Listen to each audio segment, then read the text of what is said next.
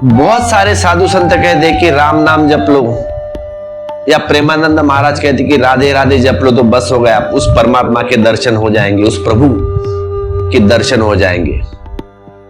तो क्या सही में राम नाम जपने से या राधे राधे जपने से उस प्रभु के दर्शन होते, उस कान्हा के दर्शन होते, उस कृष्ण के दर्शन होंगे या राम के दर्शन होंगे? तुम भी करते हो ना, जब कोई लिखता है, कोई जप करता है, माला जपता है, तो सही में होता है क्या? तो एक बात यहां पे कह दूं मैं, जो भी ऐसे मंत्र जाप करते हैं या रटते हैं राम राम राम राम, तो उसका कोई उपयोग नहीं जब तक तुम ठीक ढंग से ना करो।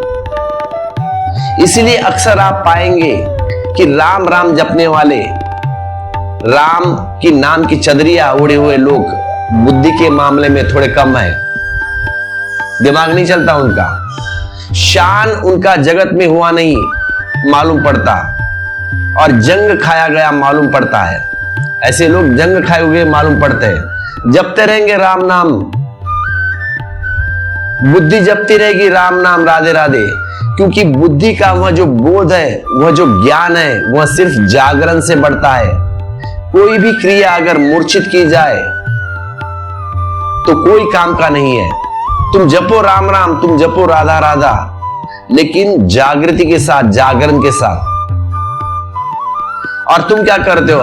हम सब ये जो क्रियाएं करते हैं, राम का नाम जप लेंगे, राधा का नाम जप लेंगे, ओम का जाप कर लेंगे, लेकिन मूर्छित, वह भी एक मूर्छित क्रिया हो जाती है। बजाय कि नई क्रिया जोड़ने के, जो क्रियाएं चल रही है उनमें ही जागरण बढ़ाना उचित है। कहो राम राम, कहो राधे राधे, लेकिन जागरण बढ़ाना उचित है, उसमें जागरण चाहिए। और अगर राम की क्रिया चले भी, चलनी शुरू भी हो, तो उसमें भी जागरण आए।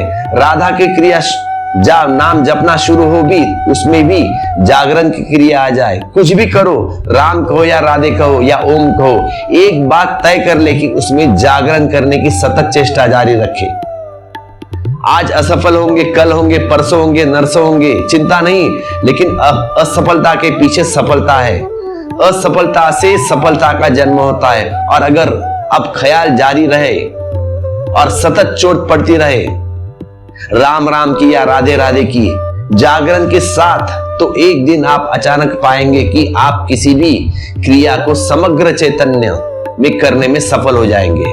यही कर रहे प्रेमानंद जी महाराज। कहो राधा राधा, लेकिन राधा राधा नाम जपते जपते समग्र चैतन्य रहना चाहिए, तब आप सफल हो पाएंगे।